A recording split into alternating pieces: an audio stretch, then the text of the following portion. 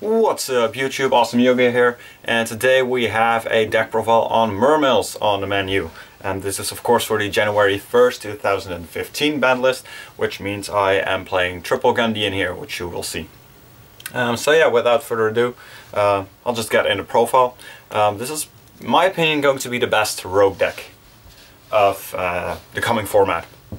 At least up until the new set is coming out. And probably after that as well, because the new set's generally going to give some more support to Burning Bears, Clifford's, and a little to Shadol as well. But it's not really going to establish a new archetype, not at least that I think. So after that's probably still going to be the best rogue deck, and that is counting Settlers as still a tier 1 kind of deck. This is probably the best deck after Settlers, Shadol, Burning Bears and Clifford's. And then of course later on, I don't know what the set's called, but then you're going to get somewhere mid-February, you're going to get a Necross as well, or a Necloth. It's just, I believe it's going to be Necross. So yeah, let's just go, which is another water archetype by the way, but let's just get an archetype. So we're playing one Mermail Abyss Lead, double Mermail Abyss Megalo. Definitely going to run 2 again now. I'm running triple Gungnir. Might even go to 3 on the Megalo. But I am running triple Abystius or Abystus. And I think like these 6, that is a good number. But I might bump it to 7. The only problem with Megalo is he is a bit of a dead draw. If you're having double Abysstius, that's not really a problem because you only need to discard one other card. Megalo, if you have like Megalo, and a Gungnir, it's fine. But if you don't have a good viable discard outlet, Megalo is going to be a problem in your hand. So for now, triple Abysstius, double Megalo, and the 1 lead. 1 lead, of course, mainly for Abysssphere, being able to have that beat stick in your deck, Abysssphere into Lindy, and then when Lindy or Abysssphere blows up Lindy, having that lead in your deck, 2700, can be a big deal. That's it for the level 7s. For the level 4s, I'm playing triple Abyss Pike. This guy is just amazing. And then the 1 Abyss Turch. I was running 2 for a little bit, but 1 is good enough. I was finding myself to side out a second one pretty much every time. This is the guy you want to see, and then this is later in the game.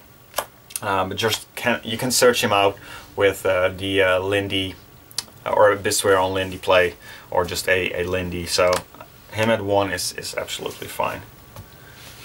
Then the level 3s, of course you have triple Lindy. This is just a staple in my opinion. Not only with the triple sphere, this is just what you need to run. But also it's a decent normal summon, being able to set this or normal summon this and crash into something just so you can get your combos going. Triple Lindy staple. And then triple Gungnir, which is awesome since we can run it again.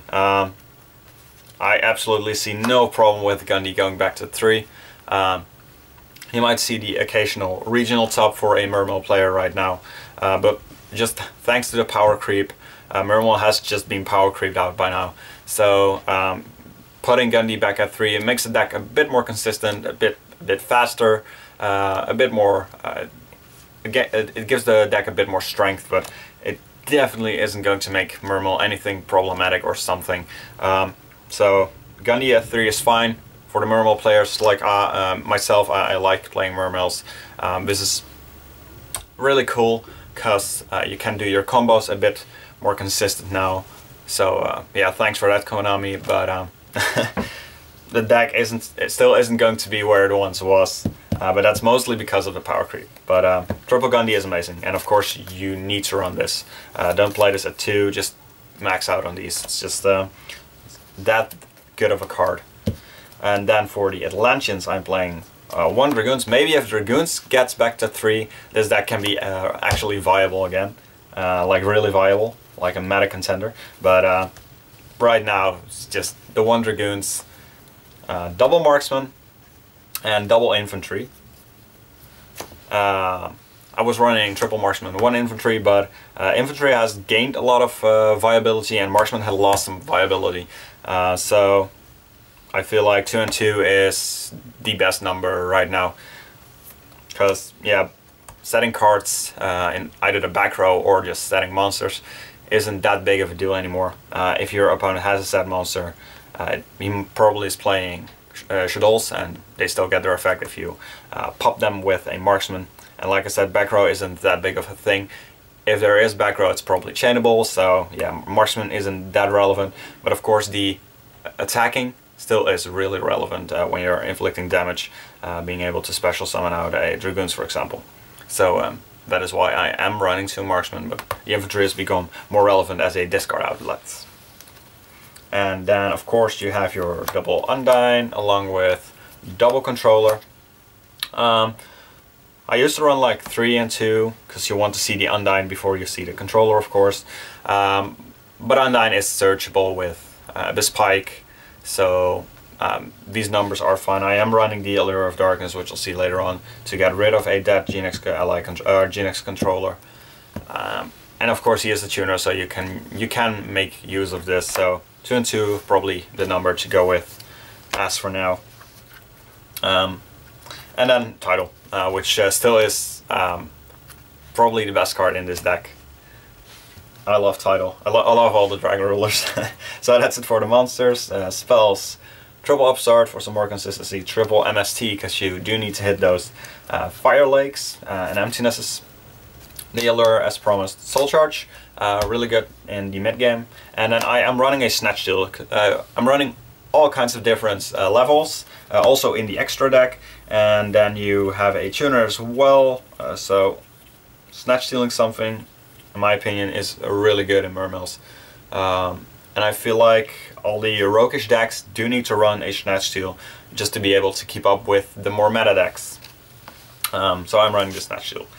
And then I'm running 5 traps, 2 Breakthrough Skill, mostly for Windas, but Breakthrough Skill does hit the Turgats as well, which is pretty relevant in your Burning Abyss matchup.